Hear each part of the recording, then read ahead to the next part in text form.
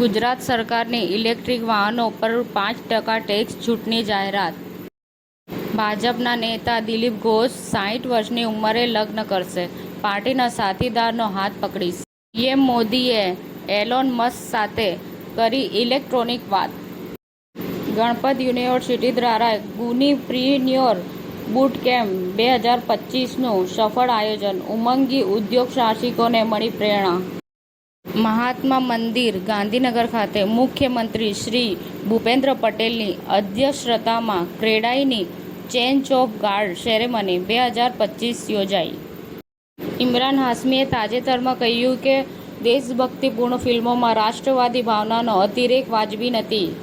અડાલજથી Gandhinagar highway traffic નિયમોનું ઉલ્લંઘન. મોટોરોલાએ મોટો બુક 60 લોન્ચ કર્યું. લેપટોપ પીસી શ્રેણીમાં પ્રવેશ.